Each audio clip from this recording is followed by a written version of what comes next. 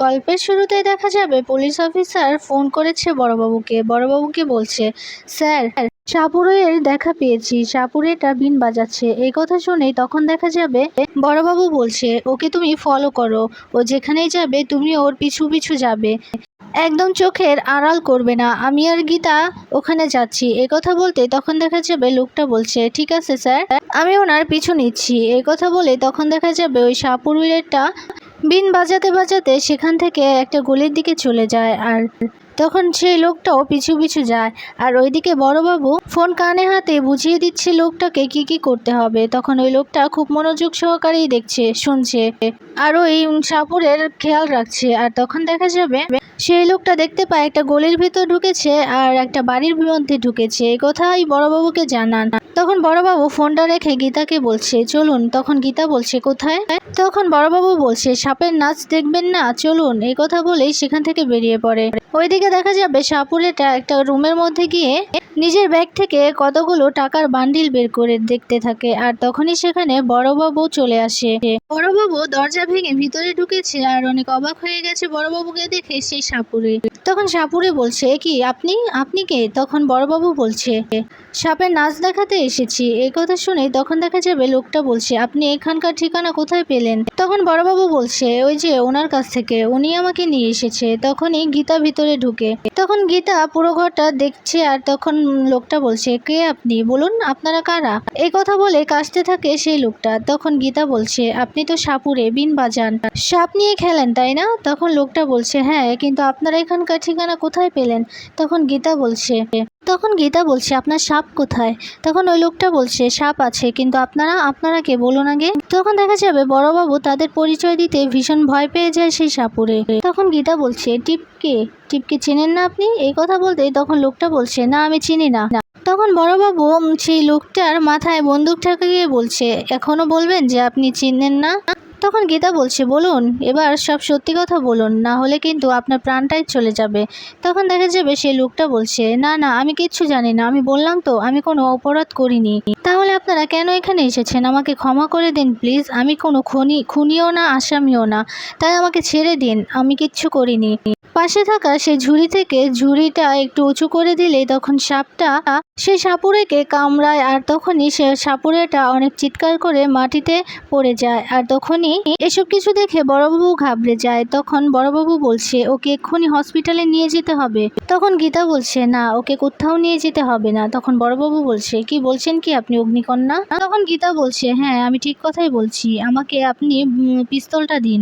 এ কথা শুনে তখন বড়বাবু বলছে, কি করবেন কি আপনি? তখন গীতা বলছে, আপনাকে দিতে বলেছি, আপনি দেন না, তারপরে দেখতে পাবেন আমি কি করি। এই কথা বলতে তখন দেখা যাবে বড়বাবু বলছে, দেখুন লাইফ রিস্ক হয়ে যাবে কিন্তু। তখন গীতা বলছে, আরে কিচ্ছু হবে না, আপনি রিভলভারটা দিন না। এই কথা বলতে তখন পিস্তলটা তুলে দেয় গীতার হাতে। তখন গীতা গিয়ে সেই লোকটার মাথায় সেই পিস্তলটা ঠেকিয়ে বলছে, আমি জানি তোর কিচ্ছু হয়নি, আমি 1 থেকে 3 পর্যন্ত গুনবো, যদি চোখ মেলে না তাকাস, যদি এভাবে উঠে না বসিস, তাহলে কিন্তু আমি গুলি চালিয়ে দেব। তখন সেই লোকটা উঠে বসে বলছে, আমাকে ক্ষমা করে দিন, আমি কিচ্ছু জানি না, আপনারা আমাকে ছেড়ে দিন। তখন বড়বাবু বলছে, অগ্নিকন্যা এটা কি করে সম্ভব? তখন গীতা বলছে, যে সাপটা ওকে কামড় দিয়েছে বলল, সেই সাপটা ওকে কামড় দেয়নি, আর ওই সাপটার কোনো বিষ নেই, আর ওর পায়ে কোনো চিহ্নও নেই যে ওকে সাপে কামড়িয়েছে। তাই আমি বুঝে গেছি যে ও আমাদের সাথে নাটক করছে। এই কথা শুনে বড়বাবু অনেক রেগে যায়। রেগে গিয়ে সেই সাপুড়েকে কলারে চেপে ধরে আর বলছে, বল, সত্যিটা বল, না হলে কিন্তু তোকে এখানেই মেরে ফেলবো।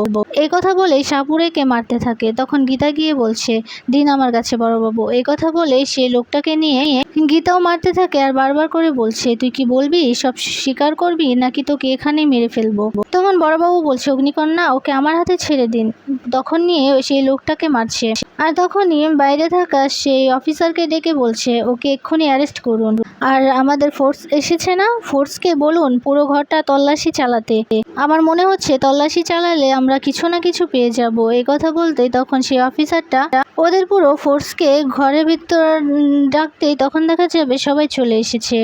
তখন বড়বাবুর অর্ডার পেয়ে সকলে ঘরের ভেতর তন্ন তন্ন করে খুঁজছে। আর এইদিকে গীতা তাকিয়ে আছে ঘরের আশেপাশের দিকে। আর তখন দেখা যাবে সাপুরে বলছে, আমি তো খুনি না, আপনারা ঘরে কোথাও কিচ্ছু পাবেন না। তখন দেখা যাবে বড়বাবু বলছে, তোমরা খুঁজে কিছু পেলে? তখন সেই লোকগুলো বলছে, না আমরা তো কিছুই পাইনি স্যার। তখন দেখা যাবে গীতার একটা দিকে চোখ যেতেই তখন সেই ঝুড়িটা হাতে নিয়ে বলছে, এটার ভেতর কি? তখন সেই সাপুরে বলছে, এটার ভেতর সাপ। আরো কয়েকটা ঝুড়ি দেখিয়ে বলছে, এগুলোতে কি? তখন লোকটা বলছে, এগুলোতে সাপ। তখন আরেকটা ঝুড়ি হাতে নিয়ে বলছে, এটাতে কি আছে? তখন লোকটা বলছে, এটাতেও সাপ। তখন গীতার সন্দেহ হলে সেই ঝুড়িটা খুলে দেখতে পায় সাপের পাশে রাখা আছে কতগুলো টাকার বান্ডিল। আর এটা দেখেই সেখান থেকে টাকার বান্ডিলটা হাতে নিয়ে গীতা মুচকি মুচকি হাসছে। তখন গীতা গিয়ে সে টাকার বান্ডিলটা বড়বাবুর হাতে তুলে দেয় আর বলছে, এর জন্যই টিপদের বাড়িতে গিয়েছিলি তাই না তুই? টিপ চ্যাটার্জি, প্রিয়ম্বতা চ্যাটার্জিকে তুই চিনিস? এখন যদি না বলিস তাহলে কিন্তু আমি বিন বাজাবো আর তুই নাচবি, সাপের মতো করে নাচবি। এখনো সময় আছে, ভালোই ভালোই বলে দে সব কিছু। আর বড়বাবু, আমার মনে হচ্ছে ওকে থানায় নিয়ে গিয়ে সবটা স্বীকার করাতে হবে। ওকে থানায় নিয়ে চলুন। আর তারপর ওই লোকটাকে থানায় নিয়ে যাওয়া হয়। আর তখন বড়বাবু সেই সাপুড়েটাকে মারতে থাকে আর বলতে থাকে, বল বলছি, এক্ষুনি বল। তখন দেখা যাবে গীতাও সেখানে আসে। আর তখন গীতা বলছে, তুই বলবি না? তখন লোকটা বলছে, আমাকে ক্ষমা করে দিন, আমি সব সত্যি কথা বলছি, আমাকে আর মারবেন না ম্যাডাম, আমি কোনো অন্যায় করিনি, আমি কিচ্ছু করিনি ম্যাডাম। তখন গীতা বলছে, তাহলে বল টিপ চ্যাটার্জিকে তুই কি করে চিনিস? তখন দেখা যাবে লোকটা বলছে, আমি গঙ্গার ঘাটে স্নান করতে গিয়েছিলাম, তখনই আমি দেখতে পাই সেখানে একটা গাড়ি চলে আসে। গাড়ি থেকে অনেকগুলো লোক একটা ছেলেকে নামায়। গাড়ি থেকে নামিয়ে একটা ছেলেকে ওরা গঙ্গার জলে ফেলে দেয়, আর সেটা আমি দেখে ফেলেছি। আর তার পাশে কতগুলো মেয়ে সেখানে গান বাজিয়ে নাচছিল। আর তখন সেখান থেকে ওই মেয়েগুলো সেই ছেলেটাকে জল থেকে তুলে নেয়, আর জল থেকে তুলে আমার কাছে নিয়ে আসে। আমার কাছে নিয়ে আসতে দেখতে পাই সেই ছেলেটার গায়ে দুটো বুলেট লেগেছিল। আর আমার কাছে কিছু জড়িবুটি ছিল, আর আমি ওই ছেলেটাকে জড়িবুটিগুলো লাগিয়ে দিই। তখন সেখান থেকে যে মেয়েগুলো এসেছিল সেই মেয়েগুলো আমাকে বলেছে যে এখানে কোনো হসপিটাল আছে। তখন আমি আমাদের গ্রামের একটা হসপিটালে নিয়ে যাই, কিন্তু সেখানে চিকিৎসা করতে কেউ সাহস পাচ্ছিল না। আর বলেছে ওকে নাকি বড় হসপিটালে নিয়ে গিয়ে চিকিৎসা করাতে হবে। তারপর সেই বড় হসপিটালে নিয়ে যাই। জানেন ম্যাডাম, অনেক বড় একটা হাসপাতাল।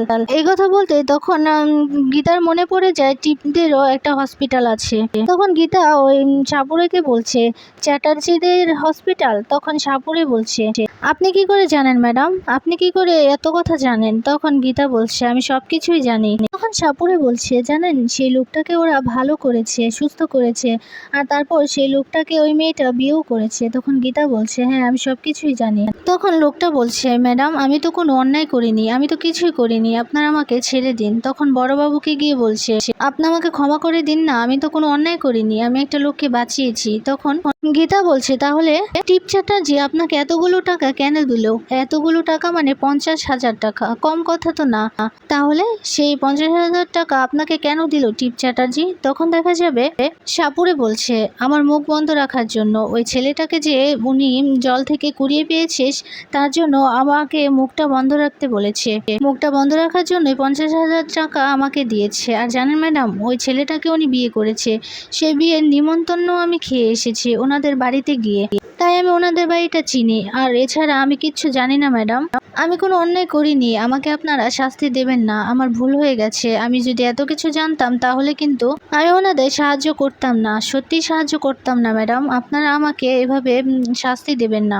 তখন গীতা বলছে, শাস্তি তো আপনি পাবেন না, তবে আপনাকে এই কথাগুলো কোর্টে গিয়ে বলতে হবে। তখন সেই লোকটা তো অনেক ভয় পেয়ে যায়। তখন বলছে, কোর্টে? কোর্টে কেন যাব ম্যাডাম? আমি তো বলেইছি আমি কিছু জানি না, আমি কিছু করিনি। তখন গীতা বলছে, আপনি এখানে যেগুলো বললেন সেগুলো বললেই হবে, এগুলো বললেই আমার কাজটা হয়ে যাবে। এই কথা শুনে তখন লোকটা বলছে, ঠিক আছে আমি বলবো, আমি কোর্টে গিয়ে সব কথা বলবো, কিন্তু আপনারা আমাকে এভাবে বারবার ডাকবেন না, আর আমার ক্ষতি করবেন না, আপনারা আমাকে শাস্তি দেবেন না। তখন বড়বাবু বলছে, ঠিক আছে তোমাকে ছেড়ে দেব, কিন্তু তার আগে তুমি বুঝে নাও, আমরা কিন্তু তোমার এই সব কথা রেকর্ড করেছি, ভিডিও রেকর্ড। তাহলে বুঝতে পেরেছো তো, যদি কোনো কথা লড়চড় করো তাহলে কিন্তু তুমি ফেঁসে যাবে, আর যদি আমাদের কথা শোনো তাহলে তুমি ফেঁসে যাবে না, তুমি সুন্দর মতো ঘুরে বেড়াতে পারবে, আর তোমার কোনো শাস্তিও হবে না। এই যে দেখছো ক্যামেরা, এই ক্যামেরাতে সবকিছু রেকর্ড হয়েছে। এই কথা শুনে লোকটা ভীষণ ভয় পেয়ে যায়। তখন ভয় পেয়ে গিয়ে বলছে, ঠিক আছে আমি আপনাদের কথা মতোই চলবো। তখন বড়বাবু বলছে, আমাদের কথা যদি না শোনো তাহলে তো বুঝতেই পারছো যে তোমাকে আমরা কি করতে পারি। এই কথা বলে একটা ফাইল এনে সেই লোকটাকে বলছে, এই ফাইলটাতে তুমি একটা সই করে দাও। তখন লোকটা বলছে, এই ফাইলটা কিসের? তখন বড়বাবু বলছে, সেটা তোমার জানতে হবে না, তুমি শুধু একটা সই করে দাও। তখন একটা কলম দিতেই তখন সেই লোকটা একটা সই করে বলছে, আমাকে তাহলে এবার আপনারা আসতে দিন। তখন বড়বাবু বলছে, হ্যাঁ কোনো সমস্যা নেই, তুমি এবার যেতে পারো। তখন দেখা যাবে সে লোকটা ভীষণ খুশি হয়ে যায়। আর তখন গীতার কাছে যেতে তখন গীতা বলছে, বুঝতে পেরেছেন, আপনার স্বীকারোক্তি কিন্তু আমরা কোর্টে নেব, আর আপনি যদি সবকিছু অস্বীকারও করেন তাও কিন্তু আমাদের রেকর্ড করা আছে। তখন সেই সাপুরে বলছে, ঠিক আছে ম্যাডাম, আমরা যাচ্ছি। এই কথা বলেই সেখান থেকে চলে যায়। তখন বড়বাবু গীতাকে বলছে, কি করব তাহলে ওকে? তখন গীতা বলছে, ওনাকে না হয় ছেড়েই দিন, থাকুক না ওর মতো। তখনই দেখা যাবে একজন অফিসারকে ডেকে বলছে, আপনি ওর উপর নজর রাখবেন, কড়া নজর, ও কোথায় যাচ্ছে কি করছে সেই সমস্ত খবর আমার চাই। তখন অফিসার বলছে, ঠিক আছে। আর তখনই সাপুরে বাইরে গিয়েই টিপকে ফোন করতে টিপ ফোনটা রিসিভ করছে। তখন সাপুরে বলছে, ম্যাডাম হয়তো অনেক কিছুই হবে, সাপকে শায়েস্তা করতে নেউলও কিন্তু চলে এসেছে। এই কথা শুনে তখন টিপ বলছে, কি বলছেন কি আপনি? তখন দেখা যাবে সেই সাপুরে বলছে, হ্যাঁ ম্যাডাম, আমাকে থানায় নিয়ে আসা হয়েছে, আমাকে অনেক ধরনের প্রশ্ন করেছে। তখন টিপ বলছে, কে নিয়ে গেছে আপনাকে থানায়?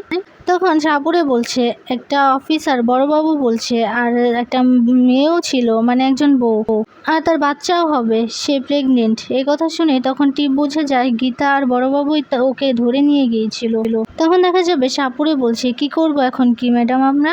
তখন টিপ বলছে, আপনার কাছে নতুন কোনো সাপ আছে যার এক কামড়ে মানুষ মারা যায়? তখন সাপুরে বলছে, হ্যাঁ ম্যাডাম, কিন্তু সেটা দিয়ে কি হবে? তখন টিপ বলছে, আপনি ওই গীতার বাড়িতে সাপটা ছেড়ে দিয়ে আসবেন, বিন বাজাতে বাজাতে যাবেন। তখন লোকটা বলছে, না ম্যাডাম, ওই বউটা তো প্রেগনেন্ট। তখন টিপ বলছে, আপনাকে যা বলছি তাই করুন, আপনাকে এর জন্য 1,00,000 টাকা দেওয়া হবে। তখন লোকটা বলছে, বেশি রিস্ক হয়ে যাবে না ওনার বাড়িতে গেলে? তখন টিপ বলছে, ঠিক আছে, আপনি বরং কোর্টে চলে যান, সেখানে ওই গীতার একটা চেম্বার আছে, সেই চেম্বারের ভিতর ঢুকে ওর ব্যাগে সেই সাপটা দিয়ে আসবেন। আমি চাই না ও বেঁচে থাকুক, এবার ওকে মরতেই হবে।